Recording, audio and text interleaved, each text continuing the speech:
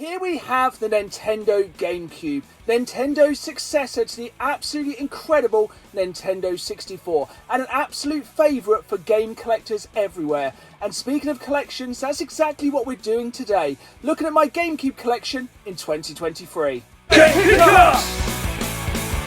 Duty the Game Room! Tricks!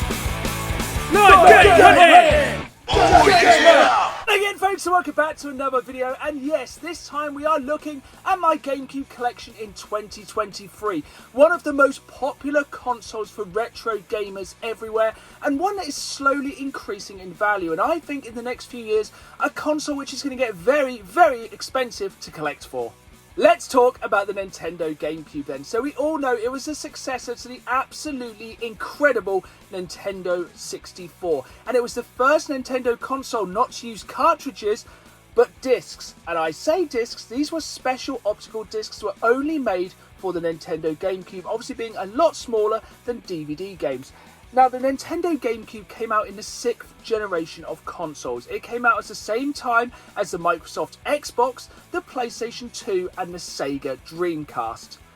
Now, unfortunately, this was one of the first times that Nintendo was seeing some real competition from other consoles, especially with the brand new Microsoft Xbox.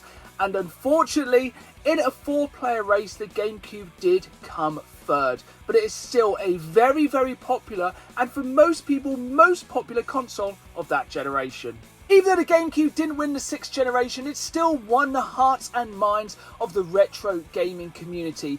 For my money, it still to this day has one of the very best catalogues of Nintendo exclusive games of any Nintendo console.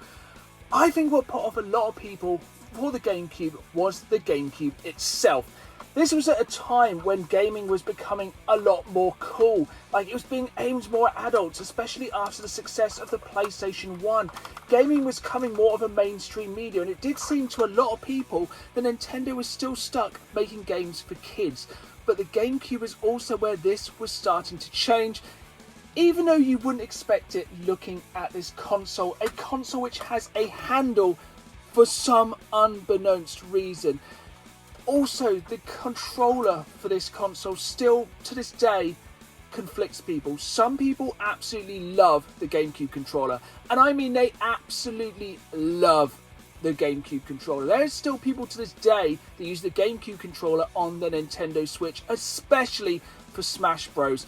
I do like the controller. I have bigger hands than most gamers, and the Xbox Duke, for my money, did suit my hands better, but I still love the GameCube controller.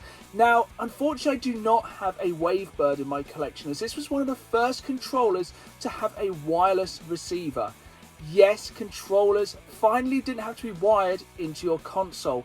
Now, this is the basic GameCube controller. There was, of course, as well, a Game Boy player which plugged into the bottom of this console. Now, collection-wise, that is getting very, very expensive. The Game Boy player itself isn't too expensive. The crazy part is a disc that is needed to use the GameCube player, which is super expensive. But when it comes to any gaming console, of course, the most important part is the games.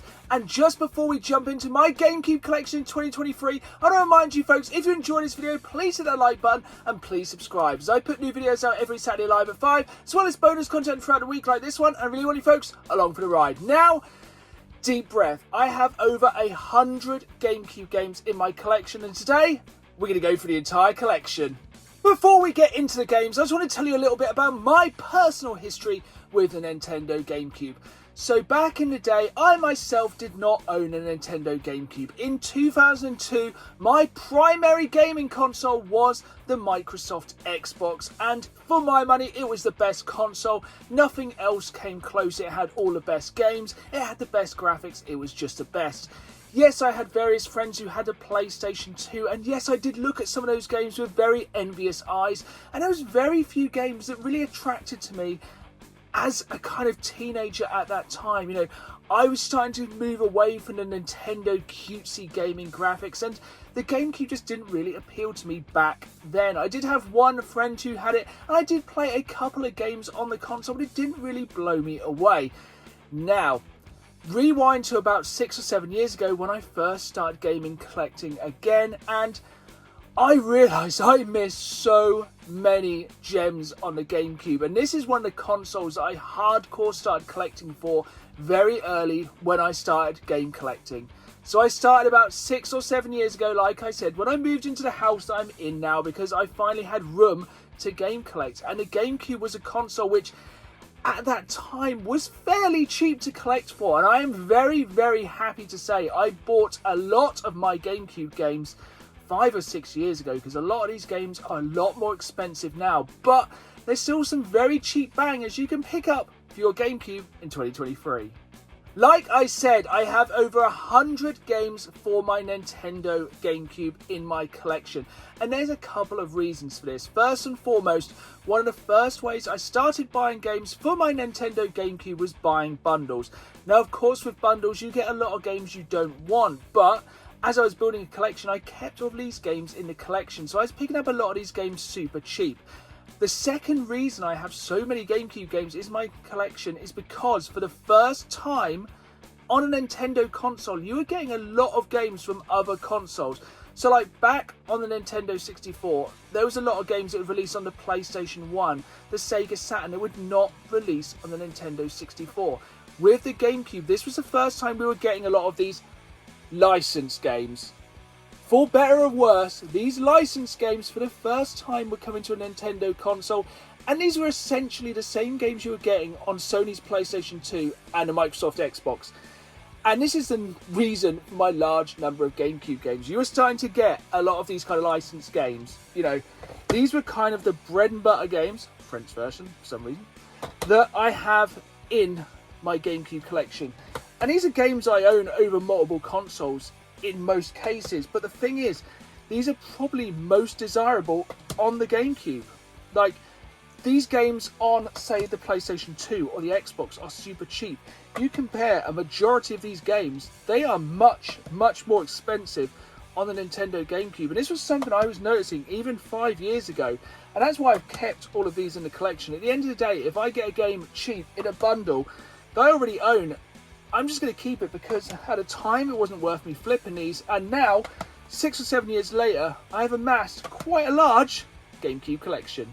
There are just so many of these kind of multi-platform games that released in the early 2000s. It seemed if there was any TV series, any film, any character, they would do a crossover game. And this is probably why I have just so many games in my GameCube collection. A lot of these I do own over multiple consoles, but normally my go-to play for most of these now will be the GameCube. Obviously back in the day I played most of these games on the Microsoft Xbox, but nowadays I actually go straight to the GameCube, which is a little bit strange. I don't know what it is about it, but I just feel like a lot of these games feel better on the GameCube, even though the differences probably are ever so small. Like, for me, in 2023, my go-to console of this generation will normally be the GameCube if a game has been released on other consoles. If it's a GameCube exclusive, obviously I'm on the GameCube, but most of the time, the most ways I play these kind of published games is on the GameCube. These are the kind of games you want to be looking for if you are looking to build a GameCube collection in 2023. For the most part, these games are the same price, if not just slightly marginally more expensive than their PlayStation 2 and Xbox counterparts. Indeed, games like Piglet's Big Game is £3 on the PlayStation 2 and is only £1 extra at £4 on the Nintendo GameCube. So if you are looking to bolster your numbers of GameCube games in your collection, games like this are a great way to build those numbers. So far in this video, we've talked about games that are available over multiple consoles in the 6th generation, but the best way to judge any console is by its exclusives, the games you could only play on that console. And I'm sure you know by now, I've been a wrestling fan for nearly 25 years, and whenever a new console came out, I always judged it by its wrestling games. Now, in the early 2000s, each of the major consoles had their own wrestling franchise. The Xbox had the Raw games, PlayStation had the SmackDown games, and the GameCube had WrestleMania X8. This was the game that was the follow-on from perhaps, no, do you know what, the greatest wrestling game of all time, WWF No Mercy, and it was followed by WrestleMania X8. To say this was a disappointment was a little bit of an understatement. Yes, it had some features which had never been in a wrestling game before, but as the GameCube exclusive wrestling game, this one, compared to Raw and compared to SmackDown, was a little bit of a joke. Thankfully, if you want to go back and relive this forgettable kind of wrestling game, you can pick this one up super cheap in CX. But fear not, this was not the only wrestling game on the GameCube. 1 year later, we got another wrestling game on the GameCube in WrestleMania 19. This was a game I didn't really play too much back in the day, and to this day I haven't played very much of. It did improve in a few ways. You could fight outside the ring. It had quite a good, surprisingly good actually, story mode. It had a bigger roster of characters, but it still wasn't as good as either SmackDown or Raw. But the GameCube wasn't done yet. There was even more wrestling games coming up with WWE Day of Reckoning. This was a much better game. The controls felt tighter. The graphics looked better. It just worked a lot better. It had some absolutely incredible legends in this game as well. This was just a better wrestling game, and this was getting to the point where the GameCube was becoming a contender for the best wrestling game. Long ago, No Mercy had blown everyone out of the water, and this was starting to get back to that heady Nintendo wrestling time. But without a doubt, wrestling games peaked on the Nintendo GameCube with WWE Day of Reckoning 2. This had even more characters, even more legends, even more storylines. This, for me, is without a doubt the best wrestling game on the GameCube. It took everything the GameCube had in those first 4 wrestling games, polished them, made them better, and perfected wrestling on the GameCube. But that is not all of the wrestling games that were released on the GameCube. We also had games that were also released on the PlayStation 2 and Xbox. Games like the disappointing Legends of Wrestling. Now, on the outside, this was a fantastic idea. You could go back and play as some of the very best wrestlers of all time. You've got RVD, Bret the Hitman Hart, Hulk Hogan, the Legion of Doom. So many good wrestlers. You can go back and relive some dream matches or make some new dream matches. But the problem is, it just wasn't very good. Like, the controls were so aged. This felt like WWF Attitude from the PlayStation 1. This was a game that was just not moving with the times. And even when we had Legends of Wrestling 2, it just seemed to get worse. It got more and more wrestlers, but it just got glitchier, and the less said about Legends of Wrestling 3, the better. One surprisingly good wrestling game as such, though, on the Nintendo GameCube is Def Jam Vendetta. This is the game nobody knew we needed. A fighting game for Def Jam rappers. All your favourite rappers, DMX, Ludacris, Method Man. I can't remember if Snoop Dogg was in this one, but this was an absolutely crazy game. And it had a surprisingly good control system. Essentially, this was WWF No Mercy, but with rappers. And if you haven't played this, it is a weird one, but it's definitely worth checking out. Finally, we cannot talk about wrestling games of the early 2000s without talking about this game. WWE Crush Hour, the most WTF wrestling game of all time. This is essentially Twisted Metal with WWE wrestlers. Essentially, the storyline of this is that Vince McMahon has bought all of television. I think Kane is doing a cooking show and some other incredibly strange stuff. And he decides to pit all the wrestlers to death, seemingly, in car combat. Like, all the wrestlers have, like, cars that make sense to them. I think The Undertaker has a hearse. Big Show has a monster truck. Stone Cold has a quad bike. It's incredibly strange. It's a real oddity. And it's definitely one that's worth checking out. We're moving on from wrestling games, but sticking with the extreme with extreme sports games. Now, there were so many different extreme sports franchises at the start of the early 2000s, mainly because of the success of one franchise in particular, the Tony Hawk's games. And of course, these came to the Nintendo GameCube. We had multiple titles from this series released on the GameCube. Now, of course, back in the day, I played most of these on the OG Xbox, but again, they're just more desirable on the GameCube. I don't know what it is. You also had other franchises, so it wasn't just extreme sports in skateboard. And we had Matt Hoffman's Pro BMX, which has an absolute awesome soundtrack, much like Tony Hawk's. Also, Kelly Slater's Pro Surfer, which for the time had some really good water physics. Then we had a multitude of kind of snowboarding games. I don't know what's really happened with snowboarding games. In the early 2000s, these were a big deal. We had games such as Dark Summit, which of course was sadly overshadowed by the SSX games. SSX Tricky still to this day being possibly the greatest snowboarding game of all time, and even slightly stranger extreme sports games such as Aggressive Inline. If you didn't know by now, I am a massive Star Wars fan, and of course the GameCube has some of, if not the very best Star Wars games that money can buy.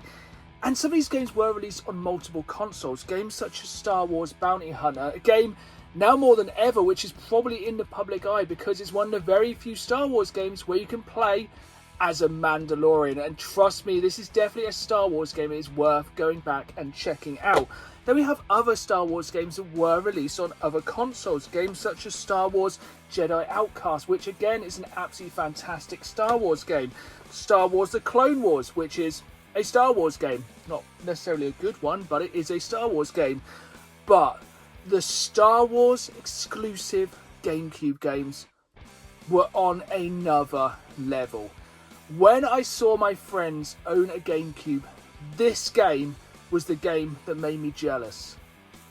It is Star Wars Rogue Leader Rogue Squadron 2. For me, this is one of the best Star Wars games of all time. Essentially, you can go back and relive the 3 best Star Wars films and see what it's like to become a pilot in some of the key moments of those films, as well as expanding on those films and adding in some absolutely fantastic standalone levels. Yes, I played Rogue Squadron on the N64, but this, with its GameCube graphics, absolutely blew me away. And to this day, this is still one of my favourite Star Wars games of all time. It's just a shame that its sequel, Star Wars Rebel Strike, Rogue Squadron 3, just wasn't as good. It didn't seem to me to capture the essence of what made Rogue Squadron 2 great. And the less said about the on foot sections, the better. Like I said then, these right here are 2 of the very best Star Wars games that money can buy. And thankfully, even today, these are fairly cheap. So if you are building a GameCube collection, I definitely recommend picking up these 2 incredible Star Wars titles. Of course, if you have a large number of games for any gaming console, you are of course going to have a lot of sports titles. These are games of course that have mainly come up in bundles, but because of the low value of these games, I've just kind of kept hold of them. So let's get into the FIFA. So we have 2002 FIFA World Cup, then FIFA Football 2003, FIFA Football 2004, FIFA Football 2005, and FIFA Football 2006. And of course, don't forget, on a GameCube as well, we have International Superstar Soccer 2, the follow-up to one of my favourite football games, ISS, on the N64. We also have some more kind of random sports games I've just slowly picked up over time. So we have NHL Hits 2002, as well as Ace Golf, which out of all of these games is definitely the most fun. It's kind of like, imagine like Mario Golf, but kind of everybody's golf. It's just one of those more fun, accessible, arcadey kind of fun golf games. Again, in any large collection, much like sports games, you're going to have a lot of racing games. And unfortunately, most of these games were released across all of the consoles in the 6th generation.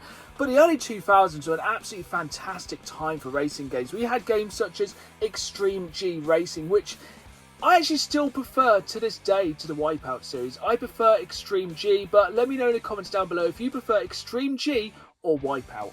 Following on from that, you cannot talk about the early 2000s without talking about Need for Speed Underground. Still to this day, one of the best Need for Speed games and still has one of the very best soundtracks. But for me, my favourite racing franchise of the early 2000s was of course Burnout. I don't think it was until Burnout 2 and especially Burnout 3 they perfected this series, but this was the start of something big. Of course, with any kind of racing game collection, you're going to have your licensed games, your F1 games, also your weird unlicensed games. I don't really know a lot about this one, Driven. I think it's inspired by Sylvester Stallone's hit movie, but I do not know a lot about that one. If it is a hidden gem, let me know in the comments down below.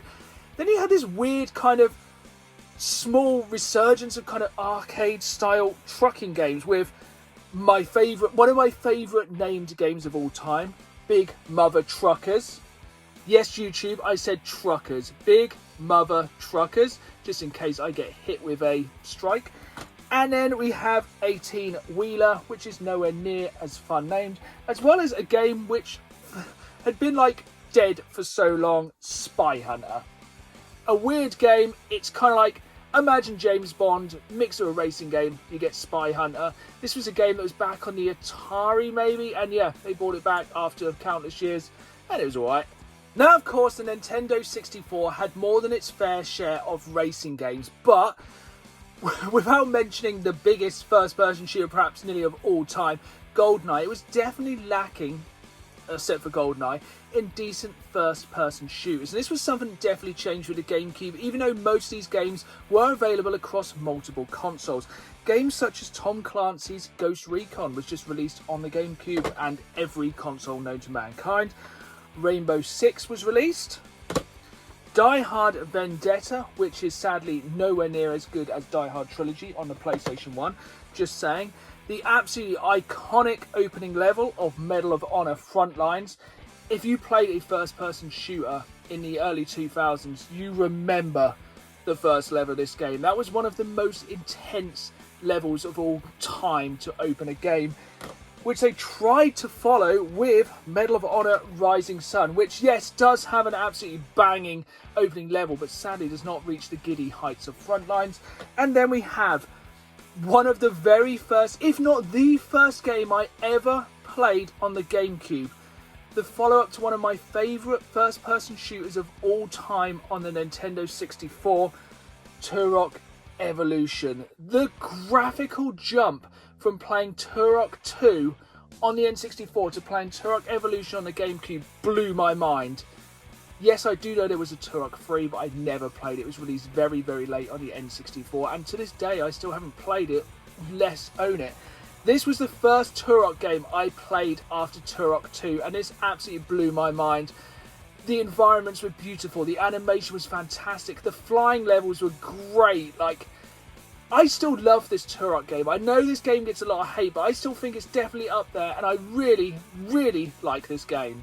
These next few games I couldn't put into a category, so they're just here in their own little section. So first off, we have Spyro Enter the Dragonfly. Yes, this was released on the PlayStation 2 and the Xbox, and yes, it is most expensive on the GameCube, but at the end of the day, if you were playing a platformer on the GameCube in the early 2000s, it probably wasn't this one.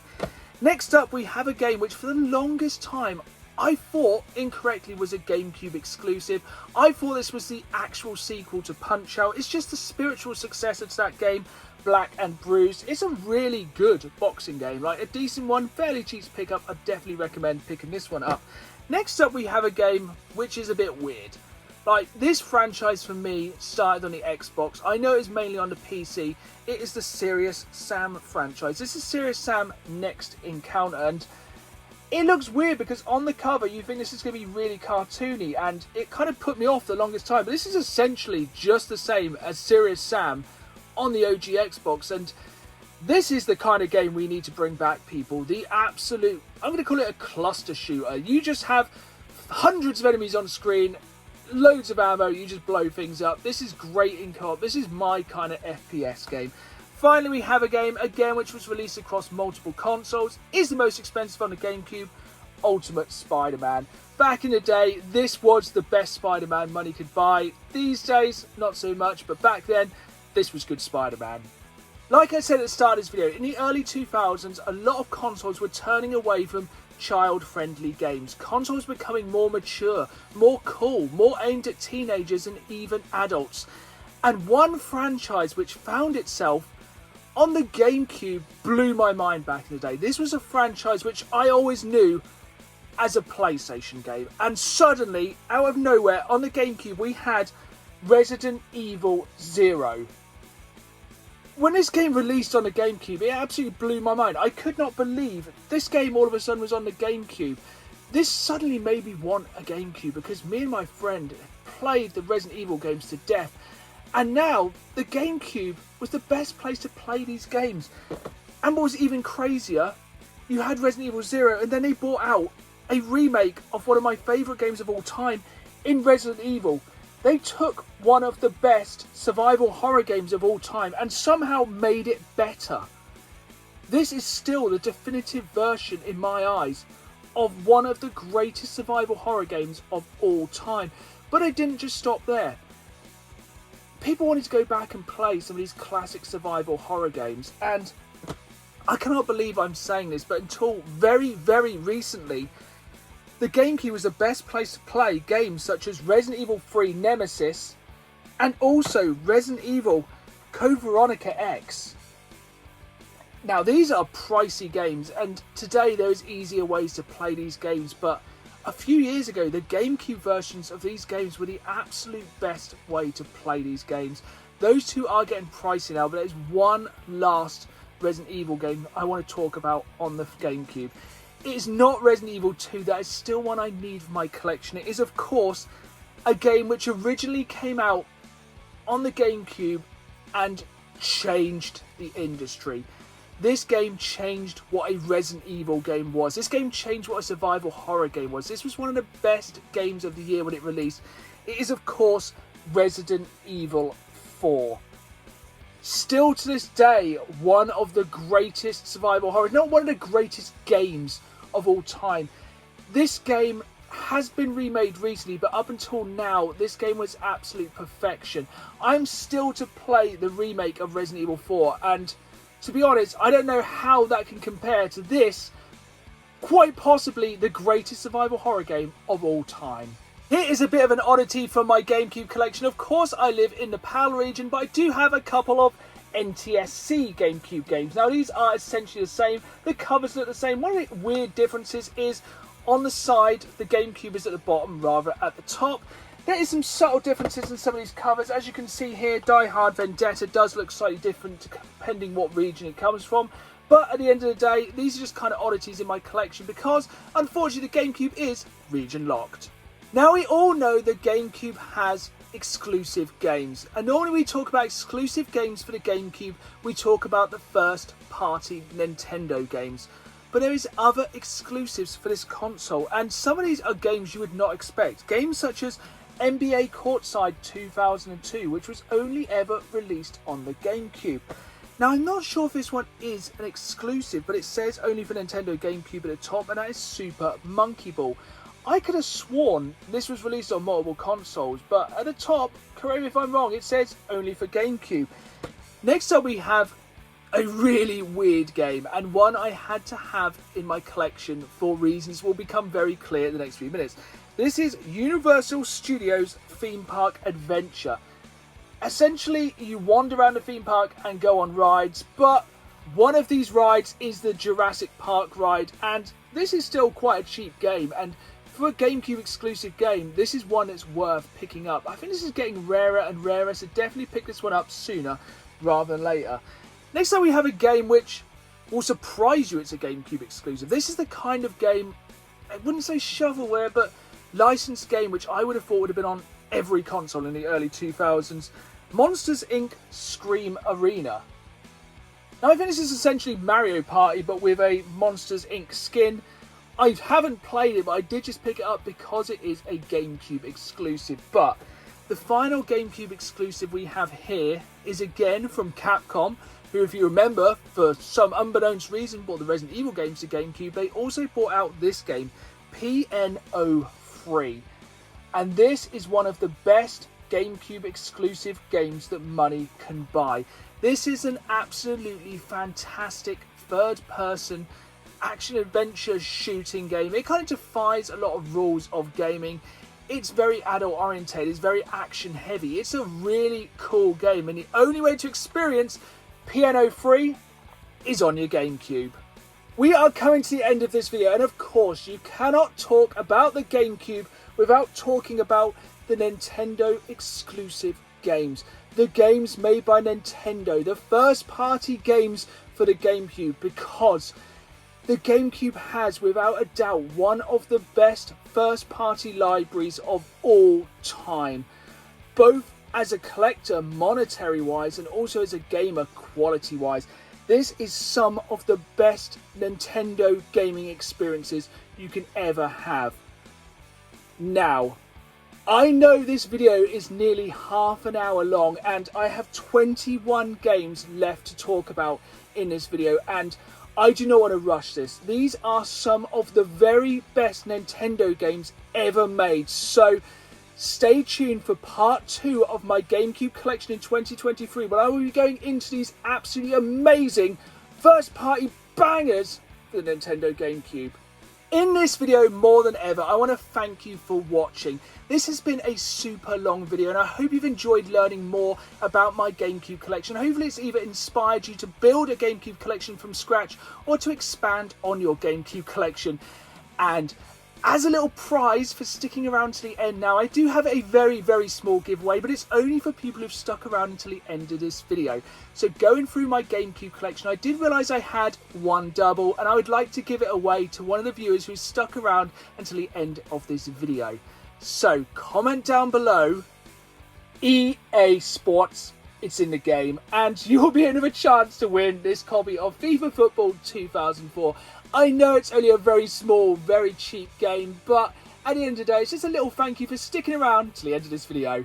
There we have it then, folks. That is the end of part 1 of my GameCube collection in 2023.